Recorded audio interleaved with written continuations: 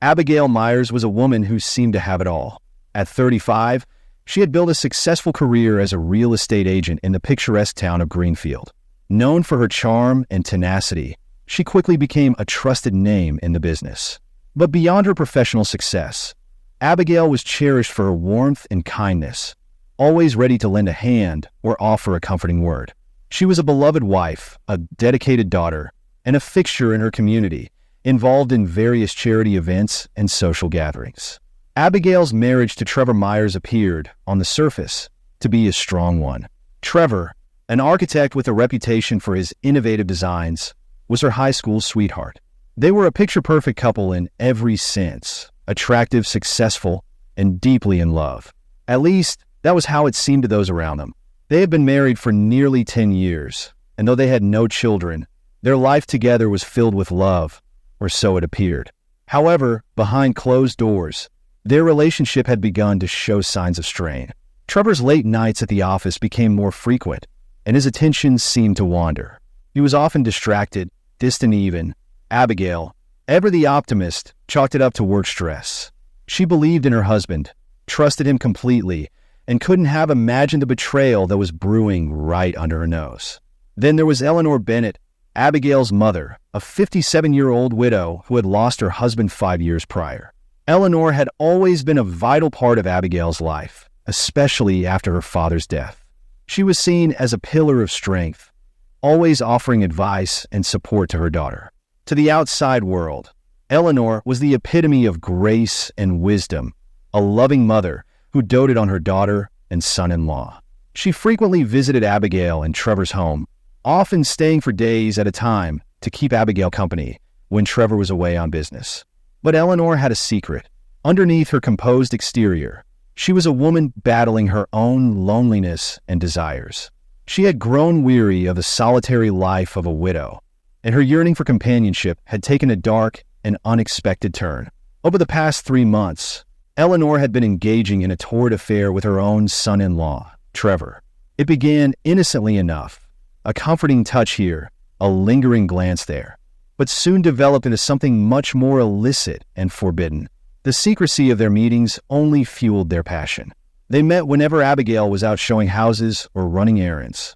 Even more shockingly, there were instances where they engaged in secret liaisons in Abigail and Trevor's own home, taking advantage of moments when Abigail wasn't around.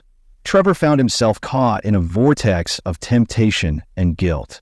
He knew what he was doing was wrong, but there was something intoxicating about his affair with Eleanor.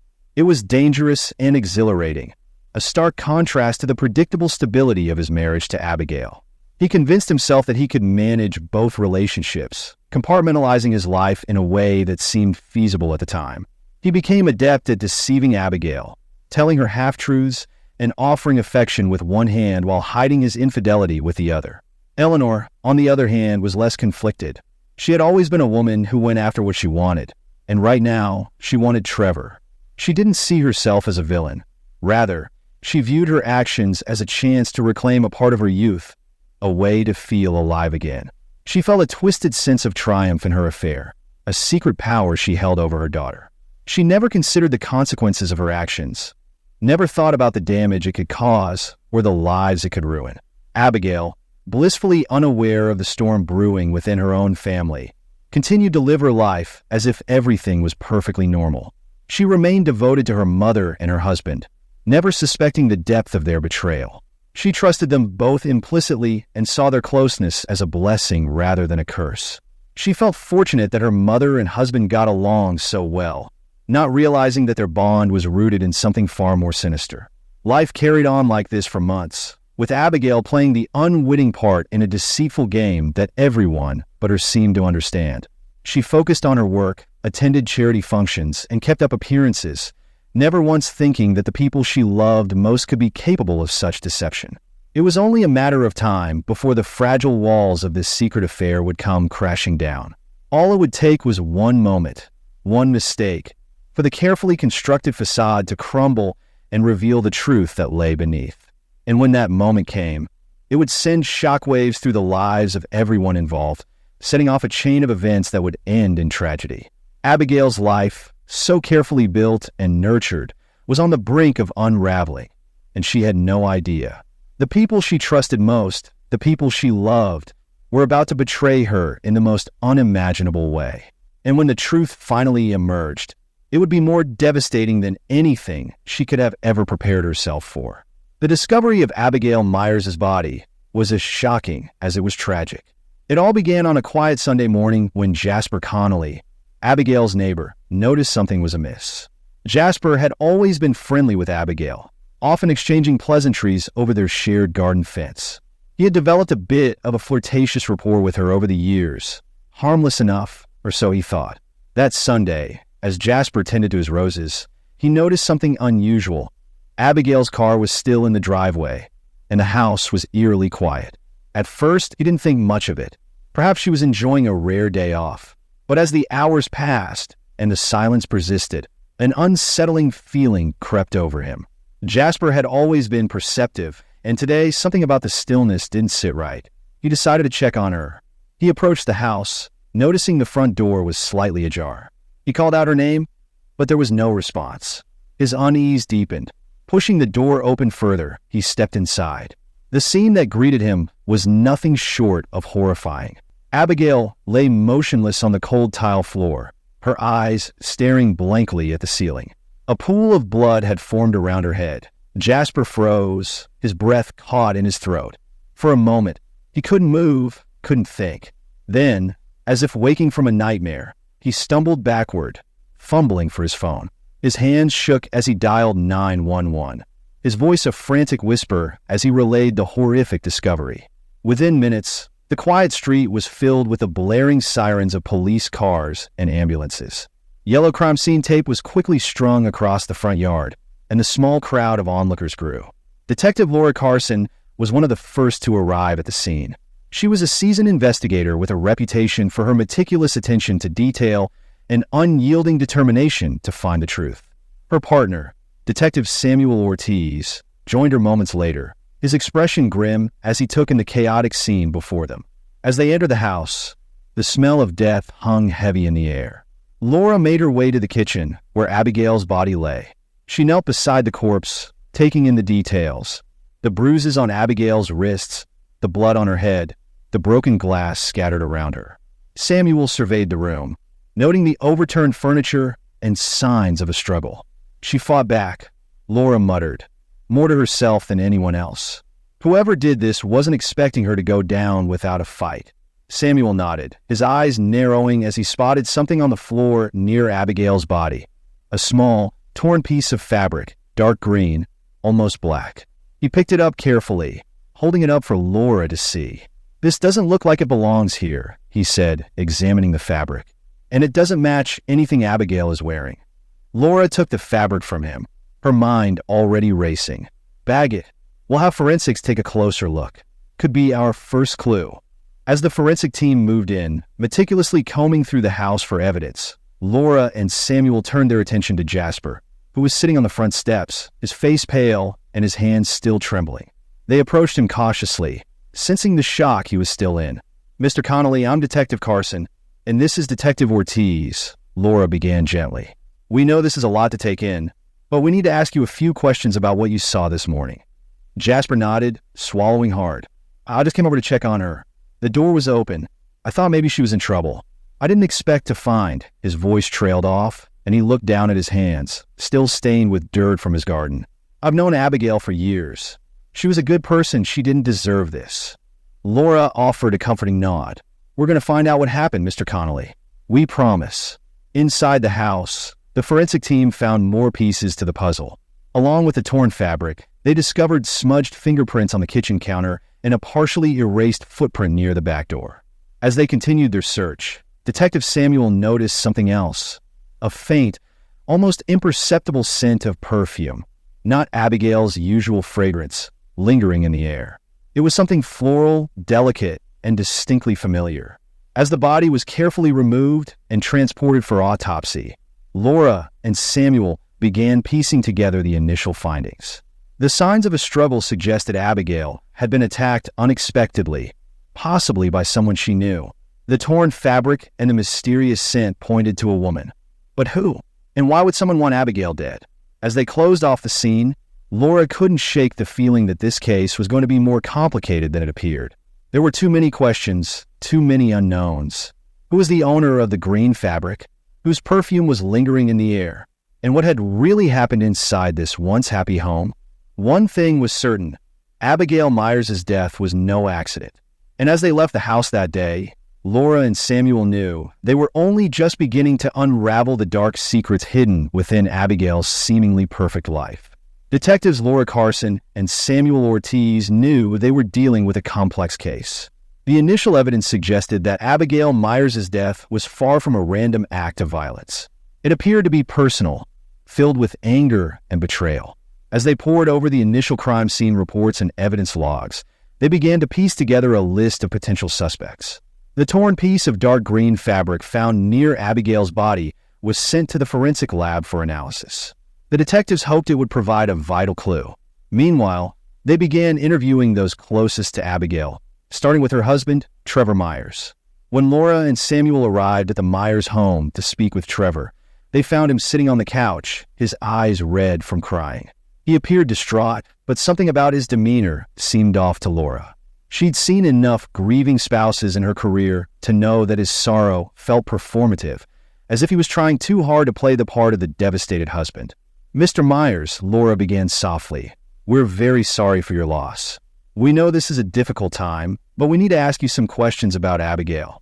Trevor nodded, wiping his eyes with a handkerchief. I don't understand why anyone would want to hurt her," he stammered. "Can you think of anyone who might have had a reason?" Samuel asked. "Any recent disagreements, arguments, or problems that Abigail mentioned?" Trevor shook his head, seemingly deep in thought. "No, nothing like that. Abigail was loved by everyone. She was kind, always helping people. I can't think of anyone who would do this." Laura noticed his hands were fidgeting, a classic sign of nervousness. "Were you aware of any issues in her personal life? Anyone she might have been worried about?" Trevor hesitated for a moment before shaking his head again. "No, not that I know of. Everything seemed normal." The detectives pressed him further, but Trevor offered little useful information. As they left, Laura's instincts told her he wasn't being entirely truthful. She had a nagging suspicion that Trevor knew more than he was letting on. Next, the detectives turned their attention to Eleanor Bennett, Abigail's mother. Eleanor was staying at a hotel downtown, and when they arrived, they found her calm, almost too composed for a woman who had just lost her daughter in such a brutal way. "Mrs. Bennett, thank you for speaking with us," Samuel said as they sat down across from her in the small hotel room. "We know this is a difficult time, but we need to ask you some questions about Abigail." Eleanor nodded, her face expressionless. "Of course, anything to help find out who did this." "Can you tell us about your relationship with Abigail?" Laura asked. "It was good," Eleanor replied quickly. "We were close. She was my only child. I love her very much." Laura leaned forward. "What about your relationship with Trevor?" Eleanor's eyes flickered for a moment, a hint of something passing over her face. "We got along fine," she said. "He was a good husband to Abigail." The detectives exchanged a glance. Eleanor's answer felt rehearsed, lacking any genuine emotion. They asked more questions, but Eleanor, like Trevor, provided no new leads. However, her calmness and the brief flicker in her eyes when Trevor's name was mentioned made Laura's instincts prickle again. There was something she wasn't saying. As they were leaving, Laura received a call from the forensic lab. The results from the fabric had come back. The torn piece was from a dress frequently worn by Eleanor. Moreover, traces of Eleanor's perfume were found in Abigail's kitchen, the same floral, delicate scent Samuel had noticed. This revelation was a turning point. The evidence pointed to Eleanor's presence at the scene around the time of the murder. With this new information, the detectives were starting to form a clearer picture of what might have happened. Eleanor had a connection to the crime scene that needed further investigation. As they drove back to the station, Laura couldn't help but feel they were on the verge of uncovering a dark secret. The affair between Trevor and Eleanor was becoming more than a suspicion. It was emerging as a critical element in understanding Abigail's tragic end. And with Eleanor now a prime suspect, the investigation was about to take a darker, more personal turn. With new evidence in hand, detectives Laura Carson and Samuel Ortiz focused on the primary suspects: Eleanor Bennett, Trevor Myers, and Jasper Connolly. Each had potential motives, and each seemed to be hiding something. Eleanor Bennett, the victim's mother, quickly became their main suspect. The piece of her dress found near Abigail's body and the distinct scent of her perfume lingering at the crime scene placed her at the house around the time of the murder. Moreover, her calm demeanor and evasive answers during their interview suggested she was hiding more than just grief. The detectives began to suspect that Eleanor's relationship with Abigail wasn't as straightforward as she had made it seem. Then, there was Trevor Myers, Abigail's husband. His reaction to Abigail's death was suspiciously rehearsed, and he seemed more concerned with appearances than with genuine sorrow. The detectives dug deeper into his recent behavior and found his alibi questionable. Trevor claimed to have been at work the night of Abigail's murder, but when they checked with his office, no one could confirm his presence. Moreover, his phone records showed a flurry of texts to Eleanor in the days leading up to the murder, suggesting an intense, possibly illicit communication between them. Trevor's affair with Eleanor was now more than just a theory. It was a dangerous reality that could have provided a motive for murder. If Abigail had discovered their affair, it could explain why both Trevor and Eleanor might want her out of the way. The detectives considered this possibility seriously, noting the level of deception required to maintain such a relationship and the lengths they might go to protect their secret. Jasper Connolly, the friendly neighbor, was also on their list. His history of flirtatious behavior toward Abigail and the fact that he was the one who discovered her body raised some flags. When questioned further, Jasper insisted he had only a neighborly concern for Abigail, but the detectives couldn't ignore the possibility that his interest in her went beyond simple friendship. He had no solid alibi for the time of the murder, and his sudden presence at the crime scene seemed too convenient. However, there was no physical evidence linking him directly to the crime. The pieces of the puzzle were beginning to fit together. Laura and Samuel were convinced that Abigail's murder was a crime of passion, driven by betrayal and desperation. Both Eleanor and Trevor had the most to gain from Abigail's death, and their secret affair created a powerful motive.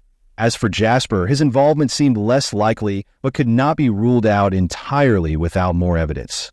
With the suspects identified and motives emerging, the detectives prepared to intensify their questioning. They needed to find the breaking point, the crucial piece of evidence or the moment of confession that would reveal the truth. The net was tightening around Eleanor and Trevor, and the detectives could feel that they were close to a breakthrough. The secrets that had been so carefully hidden were on the verge of unraveling, and the true story of what happened to Abigail Myers was about to come to light. Detectives Laura Carson and Samuel Ortiz knew they were close to solving the case, but they needed a decisive breakthrough. The evidence pointed strongly toward Eleanor Bennett and Trevor Myers, but they needed a confession or irrefutable proof to bring the case to a close. Their opportunity came when the forensic lab called with new results. A deeper analysis of the crime scene had uncovered a second, smaller piece of fabric matching Eleanor's dress, this time with a faint bloodstain on it. The stain matched Abigail's blood type. This evidence suggested a direct physical confrontation between Abigail and Eleanor on the night of the murder. Armed with this new piece of evidence, Laura and Samuel decided it was time to confront Eleanor again. They brought Eleanor in for another round of questioning. At first, she maintained her composure, denying any involvement in her daughter's death. But as Laura presented the fabric evidence and the lab's findings, Eleanor's facade began to crack. Her hands trembled slightly, and her eyes darted around the room as if searching for an escape. "We know you were there, Eleanor," Laura said, her voice firm but calm. "We found your dress fabric with Abigail's blood on it. There was a struggle. We believe Abigail confronted you about your affair with Trevor. Things got out of hand, didn't they?" Eleanor's calm demeanor finally shattered. Tears welled up in her eyes as she broke down. "It wasn't supposed to happen this way," she sobbed. "Abigail found out about Trevor and me. She was furious, said she'd ruin us both. She wasn't herself. She was screaming, attacking me. I tried to calm her down, but she wouldn't listen. I didn't mean to hurt her." Laura and Samuel exchanged a knowing glance.